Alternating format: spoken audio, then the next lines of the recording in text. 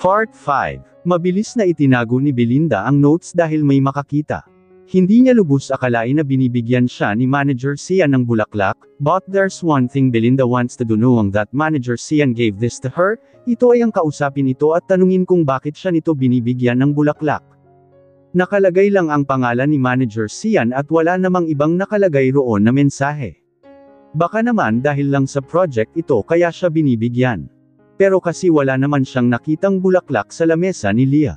Kung dahil yun sa project, pang-congrats, dapat at meron din si Leah, pero wala. Ayaw ni Belinda mag-assume, kaya naisip nitong kausapin na lang si Manager Sian at mismong sa kanya magtanong. Belinda started her work, pero halos mapako siya sa kinauupuan ng malaipat ang tingin niya sa bumukas na elevator. Van seriously entered inside na para bang may kaaway ito. Sino yan? Ang gwapo. Bagong empleyado. Dito rin ba siya sa department? Shit. Halos sunod-sunod ang narinig ni Belinda na mga bulong sa paligid. Nakagat niya ang labi ng magtama ang tingin nilang dalawa. Naka-black dress shirt ito at sobrang gwapo niyang tignan. Naka-shave din ito at kaya mas lalong naidpina ang gwapong mukha niya. Pinaghalong bad boy at good boy look nito na talaga namang maipaliwanag ni Belinda. His hair was also disheveled na nagpadagdag ng kagwapuhan niya. Belinda sighs because she doesn't believe that that guy is her husband. Habang nakatingin sa asawa na halos panuurin ng mga babae sa loob ng floor nila, ay mas nakakapagpatonto sa kanya na hindi siya nababagay dito. Hindi niya maalis ang tingin sa asawa kahit na naramdaman niya ang paglapit ni Leah sa kanya habang nakaupo pa rin sa swivel chair niya. Naputol lang ang tingin ni Belinda sa asawa nang tumayo si Chrysel at sinalubong si Van. Aba, ang babaeng to. Rinig ni Belinda na sambit ni Leah. Ang tinutukoy niya ay si Chrysel na abot sa tenga ang ngiti. Hello, sir. Bago ka ba rito? Ngayon lang kasi kita nakita. I'm Chrysel. Ang pagpapakilala nito ay may halong paglalandi kaya hindi mapigilan ni Leah na mahinang nagmura. Yes, I'm new here. Si Van. Binaba na lang tuloy ni Belinda ang tingin sa papel sa harap niya. May kailangan ka ba? You know, I can. Umalis ka nga dyan. Kasamahan namin siya sa project namin ni Belinda, and I'm sure he is here because he wants to talk about the project. Ano? Ikaw makikipag-usap? Hindi ka naman kasama sa project. Kalandian mo, pwede ilugar mo. Napapikit at napahilot na lang sa sentido si Belinda nang marinig ang malakas na sinabi ni Leah. Kahit na hindi tignan ni Belinda, alam niyang namumula na naman sa galit si Chrysel. Oh, yeah, I'm here for the project. Can I talk to the two of you? Belinda heard from Van. Bago umalis ay hindi mapigil ang tignan ng mariin ni Van ang bulaklak na nakalapag sa lamesa ng asawa. That flower is really not from him. Ano po ba ang gusto niyong hindi na tuloy ni Leah ang sasabihin ng magsalita si Van? I didn't give that flower. Nag-o-order pa nga lang ako ng breakfast mo para ipadala sa'yo, bought those flowers. Baby, that's not from me, mariing sambit ni Van. Naitikom ni Leah ang labi. Okay, I think I need to exit. Maingat na sambit ni Leah nang mapagtanto na usapang mag-asawa pala ang magaganap.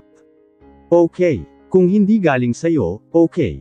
May pag-uusapan pa ba tayo, about work? Van, may trabaho pa kasi ako, sambit lang ni Belinda kay Van nang tuluyan silang iniwan ni Leah. Kumunat ang noo ni Van at halos yumigting ang panganang tinignan ng asawa. They are in the corridor, kung saan walang gaanong pumupunta. What? Okay. Who gave you those flowers? Someone's courting you. You know what? You should wear my surname. Van didn't mean to say that, pero lumabas na lang sa bibig niya. Van, napapikit si Belinda nang itulak siya ng kaunti ni Van para mapasandal sa pader. Tell me who gave you that? It's from Manager Sian, mahinahong sambit ni Belinda. Mas lalong yumigting ang panga ni Van sa narinig. Yeah. From Manager Sian, ha? Hindi mapigilan ni Van na sabihin iyon nang may halong inis. Bumantong hininga si Belinda sa nakitang ekspresyon ng asawa. But I think wala lang iyon. I'm going to talk to him mamaya at itanong kung para saan iyon. Manager Sian already knows that I'm married, kaya sigurado akong hindi niya ako binigyan nun para ligawan. I told you, he likes you. Hindi pinakinggan ni Van ang sinabi ng asawa at sinabi lang ang bagay na iyon. You know what? Kung hindi tungkol sa trabaho ang pag-uusapan natin, babalik na ako. Marami pa akong kailangang tapusin, Van.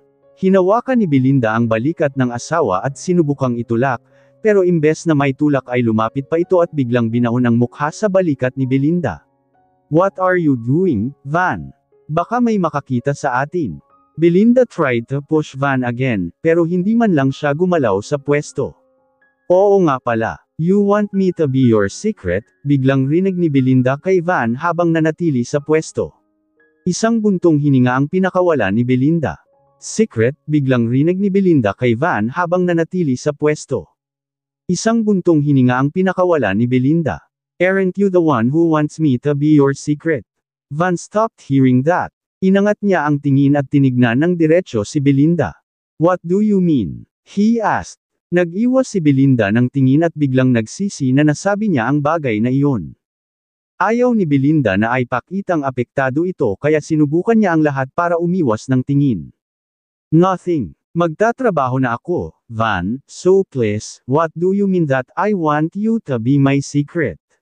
Wala nga, Belinda Juarez Villarriba, I'm not a Frivit's kingdom. Tell me what you mean by what you said. Halos sumanghap si Belinda nang tawagin siya nito sa buong niyang pangalan, kasama na ang apelyadong Villarriba. Hindi ka makakaalis dito hanggang sasagutin mo ang tanong ko. Dugtong pa ni Van. Mariing nakagat ni Belinda ang labi at saka bumantong hininga.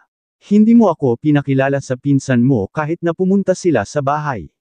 Isn't it because you don't want them to see me and you want me to be your secret wife? Halos hindi matignan ni Belinda si Van habang sinasabi iyon. Tumagal ang tingin ni Van sa asawa at saka bumantong hininga. I'm sorry, it's just that they don't know that I'm married.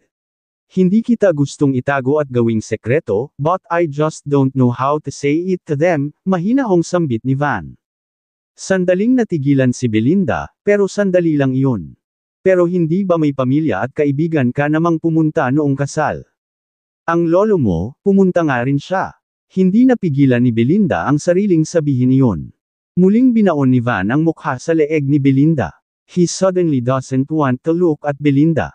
Lolo is really there, but those people who attended except Lolo ay inutusan ko lang para maiwasan ang maraming pagtatanong at kung ano-ano. I'm sorry, soon, I promise, I'm going to introduce you to them. Van hugged Belinda tight after saying that. Hindi alam ni Belinda kung bakit sa kabila ng nalaman niyang inutusan lang ni Van ang mga damalong nagpakilalang kaibigan niya ay natuwa pa rin siya, and that's because he promised to introduce her soon. Saka naintindihan naman niya kung bakit hindi niya totoong kaibigan at pamilya ang dumalo dahil biglaan naman ang kasal. At least his lolo was there at their wedding. Pagkatapos ng usapan nila ay hindi maiwasang makahinga ng malalim si Belinda. Nakangiti siyang bumalik at pati sa pagtatrabaho ay nakangiti na rin siya. Hindi niya alam kung bakit grabe na lang ang tuwa niya, hindi nito maintindihan ang sarili. Kung hindi lang naisip ni Belinda na baka may makakita sa kanila roon at masabihang lumalabag sa rule tungkol sa prohibited office romances, ay talagang hindi niya pa gustong umalis doon. Takot na lang ni Belinda na baka iyon pa ang dahilan kaya sila matatanggal sa trabaho.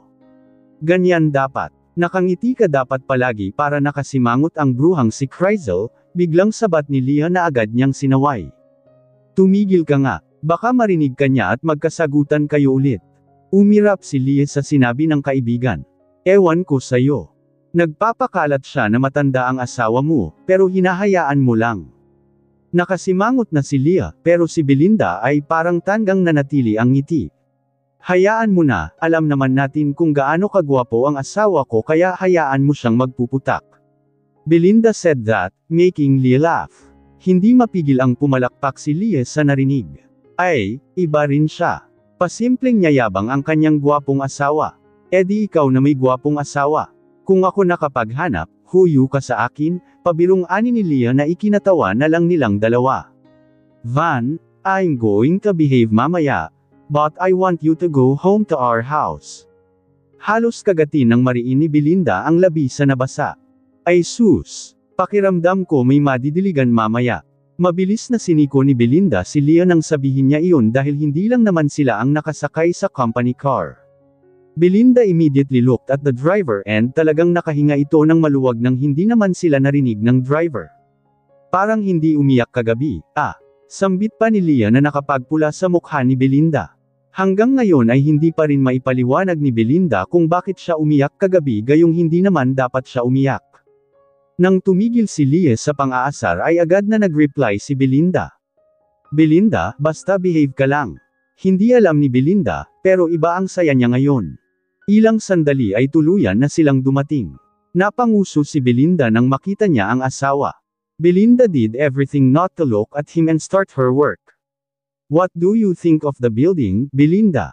Halos mapatalon si Belinda nang maramdaman niyang may lumapit sa likod niya. Nag-iikot sila sa building na tapos na at kailangan na lang pag-aralan ang ibang design na gagawin. 3 building ang itatayo rito, pero isa pa lang ang tapos. This is the reason why this project is really big. Belinda and Leah already came here last month, and they saw how big the project is, so Manager Sian told them to propose a project. Now, they got the project. Akala nga ni Belinda ay hindi siya makakasama rito dahil sa 1 month na leave niya para sa kasal sana nila ni Danilo. It's good, Manager Sian. The last time we came here, hindi pa gaanong tapos ang building kaya hindi namin na-include ang iba, pero madali na lang ito para sa amin ni Leah, sagot ni Belinda at medyo lumayo kay Manager Sian. Napatingin si Belinda kay Van. Kanina pa niya nararamdaman ang matalim na tingin ni Van sa kanila. Laking pasalamat na lang ni Belinda na tahimik ito ngayon at hindi gaya noon na nagsusungit at walang preno ang labi nito. Kung si Van ang masusunod, gustong-gusto na niyang hilahin ang asawa palayo sa lalaking iyon. Pero ayaw niyang magalit na naman ang asawa gayong kakaayos lang nila, kaya imbes na hilahin ang asawa, tinuon na lang niya ang atensyon sa ginagawa. Van is the CEO, so he used this to inspect the building. Belinda wants to talk to Manager Sian about the flower, pero hindi niya magawa dahil kasama nila ang ibang mga engineer. Muling pinag-aralan ni Belinda ang mga kwarto sa bawat palapag, at sa buong pagkakataong iyon ay si Manager Sian ang nasa tabi niya. Maganda itong part na to, Leah said seriously while looking at everything. Oo nga, the last design na ginawa natin pwede rito, but let's polish it. Belinda took a picture of that area.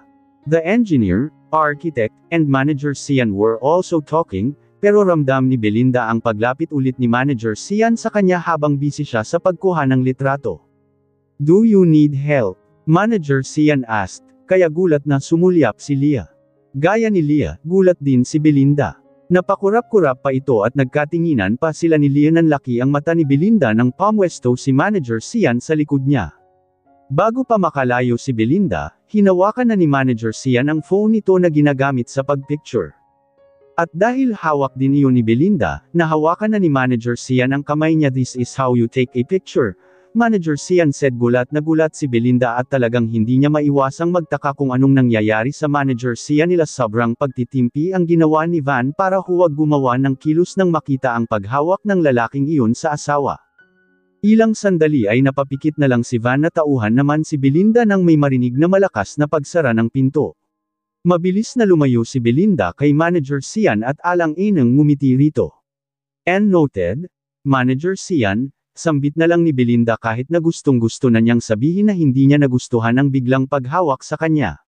Tatalikod na sana si Belinda, pero bigla siyang hinawakan ni Manager Sian na agad namang tinanggal ni Belinda. Natigilan naman si Manager Sian. I'm sorry, nagulat ba kita? Gusto lang kitang tulungan kanina, Manager Sian asked, and Belinda bit her lips. Halos hindi niya matignan, ayoko lang po na bigla akong hinahawakan. Yutal na sambit ni Belinda and after that, mabilis na lumapit siya kay Leah. What the hell was that? May gusto ba siya sa'yo? Bulong ni Leah pagkarating niya. Leah, sa kabila na tayo. Belinda asked na agad namang tinanguan ni Leah. Belinda, where are you?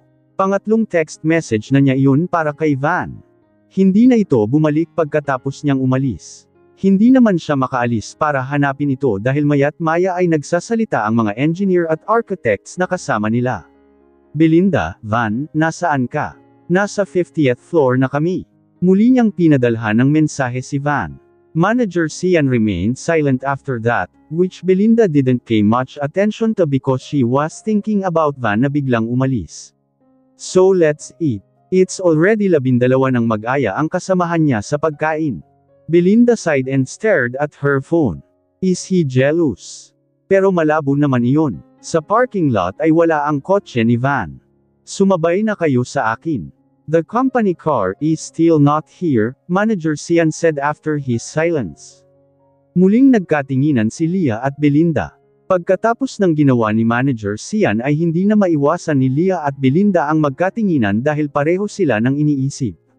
Sa kabila ng ayaw ni Belinda ang mag-assume, hindi niya maiwasan ngayon dahil sa ginawa ni Manager Sian.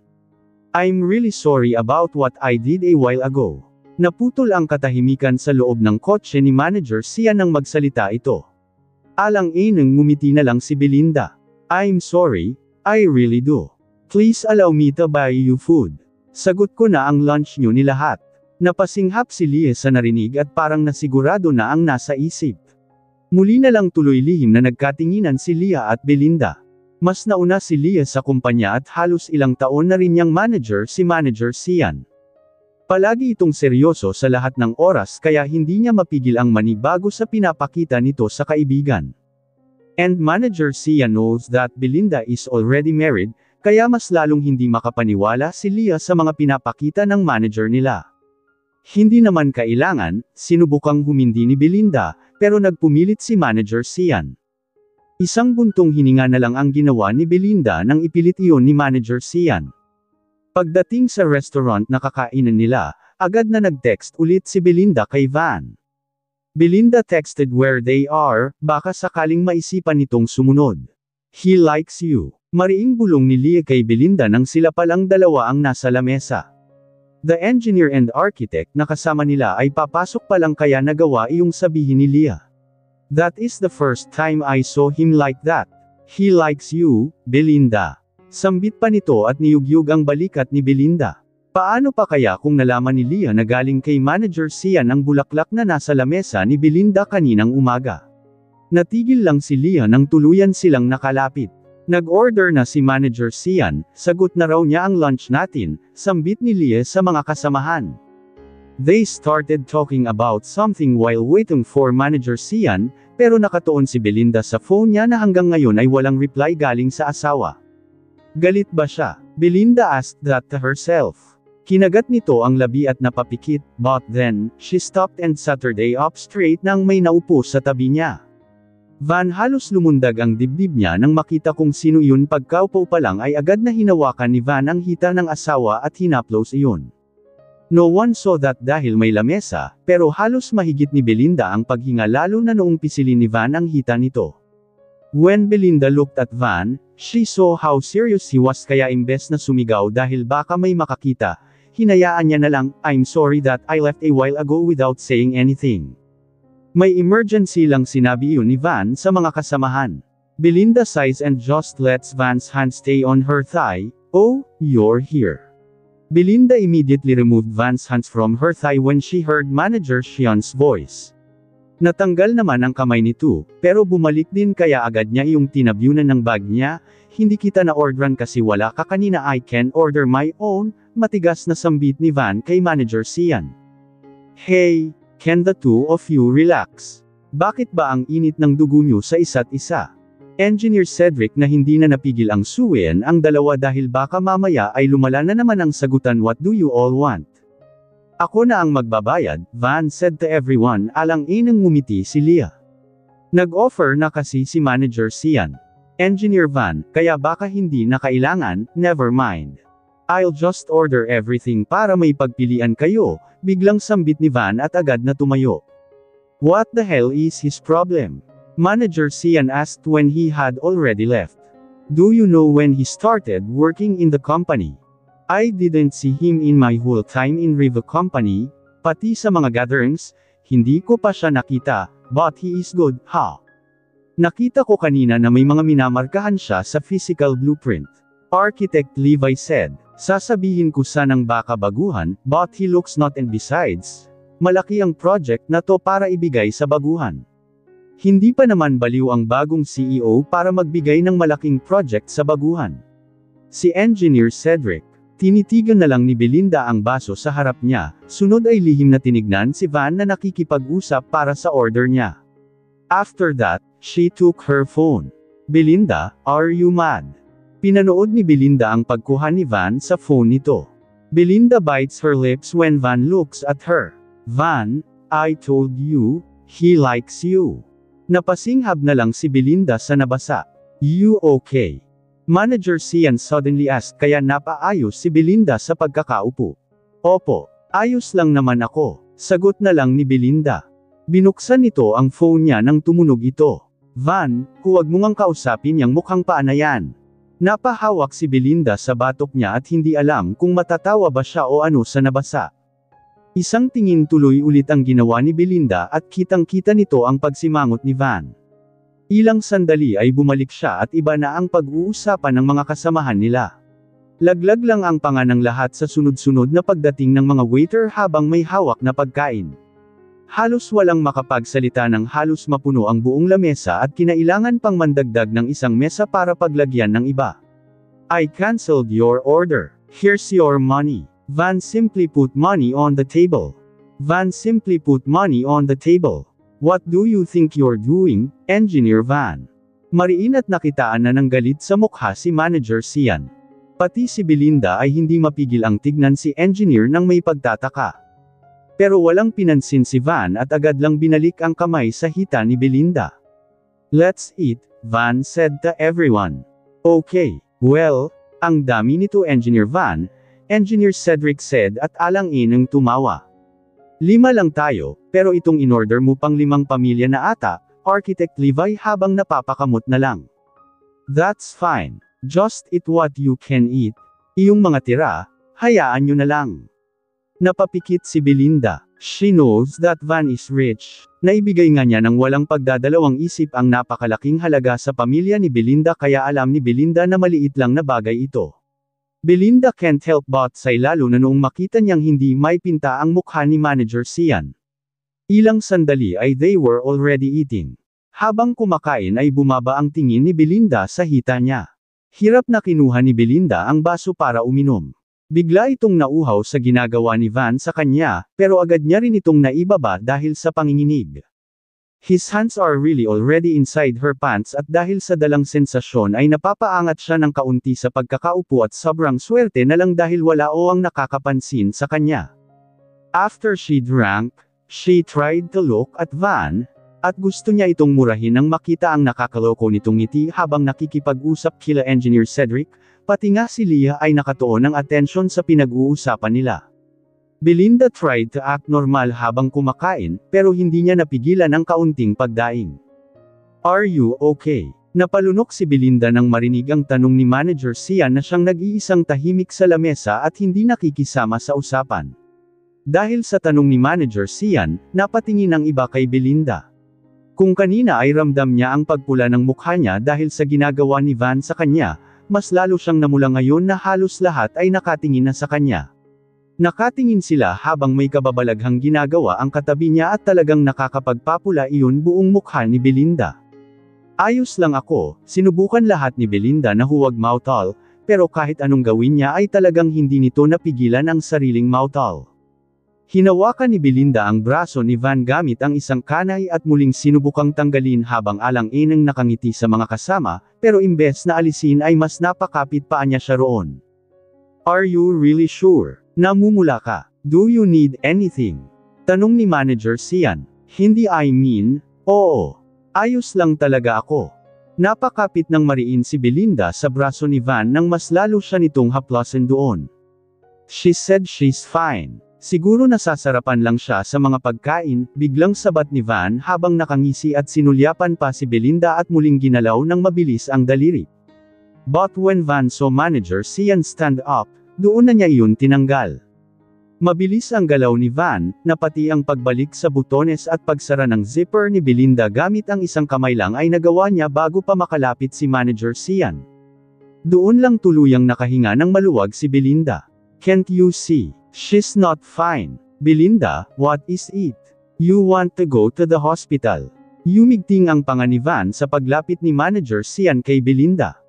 Ayos talaga ako, Manager Sian. Salamat sa concern. Ano, punta lang akong CR saglit. Belinda immediately said and stood up. Mabilis din tumayo si Leah na nagsimula na ring mag-alala sa kaibigan. Samahan na kita, pero agad na inilingan ni Belinda si Leah at tipid ng initian. Ayos lang ako. Kaya ko na. Kumain ka na lang muna dyan. Mahinahong sambit ni Belinda at tuluyang umalis. Pagpasok niya sa CR ay agad niyang tinignan ang sarili. Belinda sighed when she saw herself na parang binagyo. Hindi siya makapaniwala na nagawa iyon ni Van gayong kaharap nila ang mga katrabaho. Paano kung may nakakita ng ginagawa niya? Nakakahiya iyon. Pero kahit na gustong-gusto niyang tumigil kanina si Van sa ginagawa, hindi niya maiwasan ang mabitin at talaga namang hindi niya iyon matanggap sa sarili dahil alam niyang hindi naman dapat iyon ginagawa ni Van. Pumikit ng mariin si Belinda at muling huminga ng malalim. Hanggang sa narinig nito ang pagbukas ng pinto. Noong una ay hindi niya iyon pinansin, but when Belinda saw who entered, napasinghap siya. Bago pa makapagsalita ay agad na siyang hinayla ni Van papunta sa isang cubicle. Van immediately kissed Belinda pagpasok nila sa cubicle. Come on. 5 minutes will do, Van said, immediately removing his belt after that long kiss. Nalaglag naman ang panga ni Belinda sa narinig at nakikita.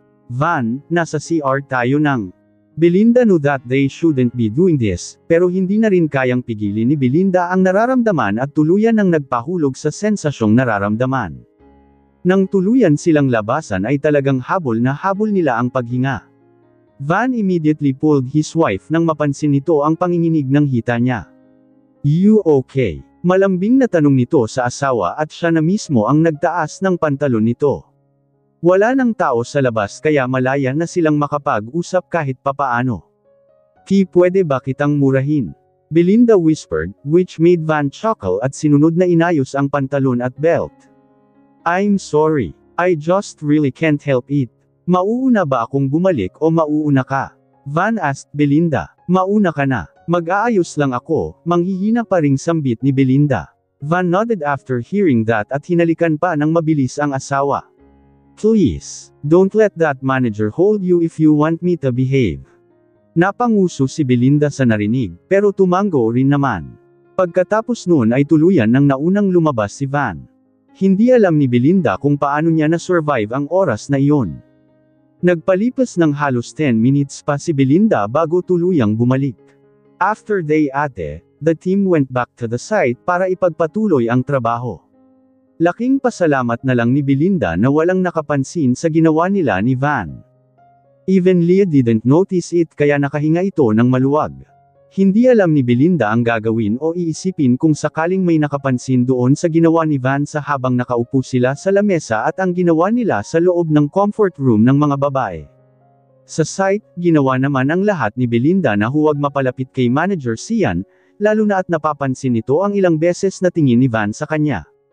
And after their work, nagpa siya na silang umuwi. Because no one knows that Belinda and Van are married, hindi magawang sumakay ni Belinda sa sasakyan ng asawa. Saka naisip din naman ni Belinda na may iwan sa company car si Leah kapag palihim na siyang sumakay sa kotse ng asawa. Van uwi sa bahay. That was a message from Van nang nasa company car na sila. Si Leah sa tabi ay tuloy na tulog na halos 1 oras ang layo ng kumpanya sa site na pinuntahan nila. Tapos rush hour pa kaya talagang matatagalan sila ng kaunti. Belinda, opo. Magko-commute na lang ako pagdating sa kumpanya. Wala pang 1 minuto ay agad nag-reply si Van. Van, I told you a while ago na sumakay ka na sa kotse. Don't commute. Sasunduan kita. Gagabihin ka na kung magko-commute ka pa. Belinda bit her lips. Hanggang ngayon ay wala pa ring kasiguraduhan si Belinda sa kung saan tatango o hanggang kailan ang kasal nila. But Belinda is happy right now at sa isip nito ay iyon muna ang mahalaga. Alam ni Belinda na masyado pang maaga para magkagusto kay Van, pero hindi naman kasi siya tanga para hindi niya maisip kung ano itong mga nararamdaman niya. Gaya ng sabi ni Van, sinundo nito si Belinda. Sa kotse pa lang ay tulog na ito dahil sa pagod, reason why Van didn't try to do anything. Van also didn't expect that he could do that a while ago. Aaminin niyang nagpatangay siya sa nararamdaman na talagang ginawa nila iyon sa loob ng bathroom. Nang may higa ng maayos ni Van si Belinda sa kama nila ay napabuntong hininga na lang si Van. This past few days, hindi na alam ni Van kung ano ang iisipin. Maraming gumugulo sa isip niya at talaga namang hindi niya iyon gusto. Ni hindi ito sanay na sobrang nag-iisip dahil lang sa babae. Van looked at his phone when it rang. Halos hilutin ni Van ang sentido nang makita ang pangalan ng kanyang ina na ngayon ay nasa abroad. Yes, ma. Bakit ka napatawag? Hindi ba dapat nagpapahinga ka? Van gently said to his mom. I'm fine. I just really can't sleep. Son, how are you? When are you coming here? Tuloy-tuloy na tanong ng ina ni Van. I'm fine, Maria. And I am still busy, so I don't know when to come home, but I promise, I'm going home soon. How about her? Is she with you? Your lolo gave me your pictures with her. Napapikit si Van sa narinig. Yes, she's here with me. My wife is here with me. Come on, Maria. Magpahinga ka na. Bukas, ako naman tatawag, but please rest for now because that's what you need. Isang malalim na buntong hininga ulit ang pinakawalan ni Van nang tuluyang matapos ang usapan nilang mag-ina. Pagkatapos noon ay muli na lang binalikan ni Van ang tingin sa asawa. Hinawakan nito ang gilid ng mukha at inilagay ang mga takas na buhok sa likuran ng tenga ng kanyang asawa. Nagising si Belinda na wala si Van sa tabi niya. It's just 5:00. Siguro maaga lang nagising. Belinda asked herself. Gusto pa naman sanang magising na nasa tabi niya ang asawa, pero maaga pala ito bumangon. Ni hindi niya alam kung paano siya napunta sa kama dahil ang huling naaalala niya ay nasa kotse siya ni Van dahil sinundo siya nito. Niyakap ni Belinda ang unan at halos mapasinghap siya nang amoy na amoy niya ang pabango ng kanyang asawa. Natigilan lang siya at napaupo nang bumukas ang pinto at pumasok si Van habang may hawak na tray na may pagkain. Breakfast in bed, Van said nang makitang gising na si Belinda. Thank you, Belinda said while smiling. Belinda never felt this happiness before. Breakfast in bed, ni hindi niya naisip na pwede niyang maranasan ang bagay na iyon. Umawang ang labi at namamangha talaga si Belinda nang pagsilbihan siya ni Van. Sa harap mismo ni Belinda ay nilagyan ni Van ang pinggan nito ng mga pagkain at ulam na para bang may bali ito sa kamay at kailangan talagang pagsilbihan. Hindi naman bali ang kamay ko. Kaya ko, hindi na napigilan ni Belinda na sabihin dahil sa pag-aambang pagsubo sa kanya ni Van. Just let me, please, Van said, making Belinda sigh. Pero 5 days. 5 days akong wala rito dahil may kailangan akong asikasuhin abroad. Natigilan si Belinda sa narinig. Aalis ka? Mahinang tanong nito. Van nodded. Biglang nangasim bigla ang panlasa ni Belinda at parang may bamara sa lalamunan niya kahit na hindi pa naman siya nagsisimulang kumain. Yes. Kailangan ako sa abroad. So this is gonna be our last breakfast together in 5 days. Don't miss me too much. Hinaluan ni Van ng pagbibiro ang boses niya, pero nag-iwas lang si Belinda ng tingin at tinignan niya ang pagkain. Asa ka, hindi kita mamimiss. Baka ikaw. Walang gana si Belinda nang tuluyang umalis papuntang abroad si Van. Even in her work, na dapat naman ay hindi niya hinahayaan maapektuhan, ay naaapektuhan. Belinda, napabalik sa sarili si Belinda nang may tumapik sa kanya. She looked behind her at halos tarantang napatayo nang makita si Manager Sian. Manager Sian, tak ang tanong nito, may kailangan ka po ba? Dugtong na tanong pa ni Belinda. Nothing. Nag-iikot-ikot lang ako, but then I saw you spacing out. Are you okay? Kung masama ang pakiramdam mo, umuwi ka na. Nakarinig si Belinda ng ilang singhap mula sa mga malapit na empleyado. Naramdaman nga rin ni Belinda ang tingin ni Leah sa kanila. Belinda still hadn't told Leah about the flower, pero alam ni Belinda na kapag nalaman iyon ni Leah, tiyak magugulat siya at kung ano-ano na naman ang sasabihin nito. Ayos lang po ako, Manager Sian, tanging sambit ni Belinda, pero tinanong ulit siya ni Manager Sian at sinagot niya ulit ng parehong sagot. During their lunch break, Leah couldn't help but comment again on Manager Sian's behavior. He what? Those flowers. Siya. Huwag kang maingay. I also don't know, okay. Nagtataka rin ako. I'm planning to ask him about that flower, pero hindi ko makahanap ng pagkakataon at hindi ko alam kung paano ipapasok ang usapang tungkol doon. Napainom si Leah sa narinig. Habang si Belinda ay sumubo naman ng pagkain. So your husband knows that he gives you flowers? Tumango si Belinda sa tanong ni Leah. Oh, that explains kung bakit mainit ang dugo ng asawa mo kay Manager Sian.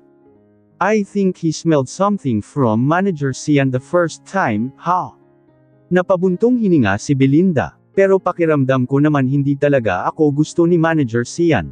Look at me, Leah. I'm not beautiful like those other employees here, so array. Napadaing si Belinda nang batukan siya ni Leah. Gaga. Sobrang blumang mo sa mga nakaraang araw. Hindi ka na rin gaanong nagsusuot ng mga maluluwag, but even when you are wearing those loose shirts, you are still beautiful. Siguro dahil nadidiligan ka kaya, oh, shut up, Leah, mariing sambit ni Belinda dahil umaandar na naman ang pagiging prangka ni Leah. Tama bang sabihin ang bagay na iyon sa may makakarinig?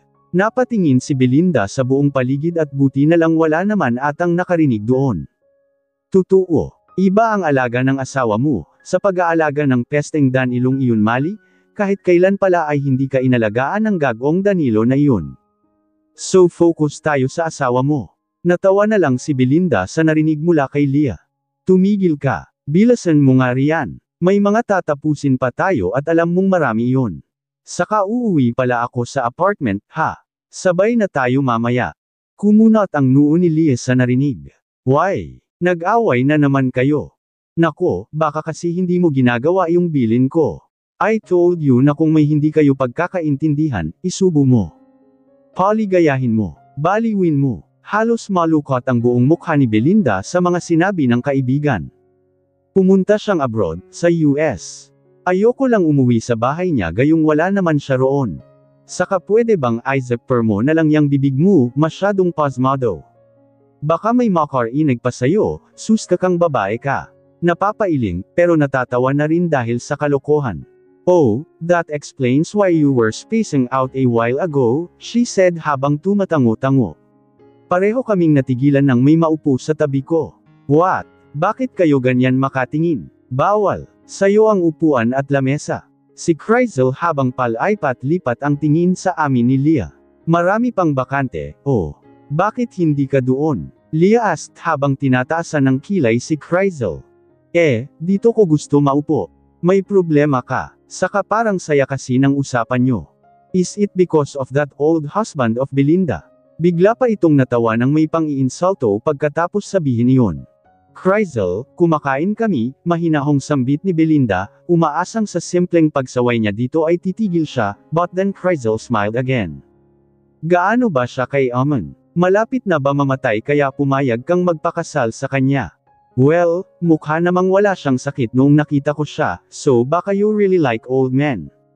Halos mapapikit si Belinda. Padabog namang binaba ni Leah ang kutsara niya, kaya talagang nakuha nito ang atensyon ng ibang kumakain. What if itapon ko tong pagkain sa mukha mo? Nananahimik kami rito, manggugulo ka. Wala ka bang ibang pag-aabalahan kundi ang mangasar? Leah seriously said. Oh, naaasar ko ba kayo? Well, kung gusto niyang tigilan ko kayo, huwag niyong landiin si Manager Sian, biglang seryosong sambit ni Crizel na talaga namang nagpasinghap kay Leah at Belinda. Oh, oo nga pala, you like Manager Sian, pero hanggang ngayon, kahit anong papansin mo, hindi ka pinapansin. Now, I already know why you are here sitting with us mocking Belinda. Leah laughed after that. Belinda, what if sabihin ko sa kanya yung pinag-uusapan natin? O baka huwag na, baka mamaya mag-iiyak siya sa sahig. Leah, let's just go? Mahinang sambit ni Belinda at agad na ring tumayo, but Crizel seriously held her hand at padirag na ibinalik sa upuan. At dahil medyo napalakas iyon, napadaing si Belinda.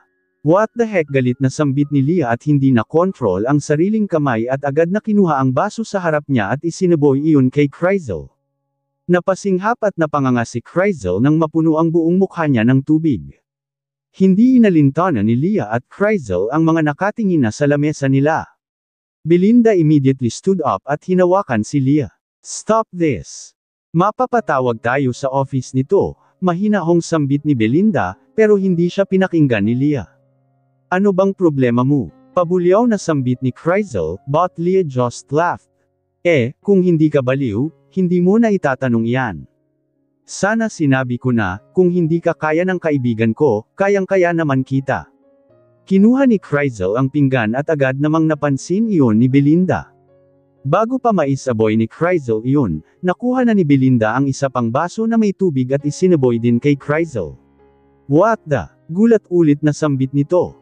Belinda bit her lips at nag-iwas ng tingin. Ngiting tagumpay naman si Leah sa ginawa ni Belinda at dahil doon ay pumalakpak pa siya. Pero syempre hindi natatapos doon ang gustong sabihin ni Leah. Leah, saway ni Belinda nang tinukod ni Leah ang dalawang palad sa lamesa at tinitigan si Crizel. At makinig ka, hindi namin nilalandi si Manager Sian at mas lalong hindi nilalandi ng kaibigan ko si Manager. In fact, dapat si Manager Sian ang kausapin mo, do you know why? Manager Sian gave Belinda flowers.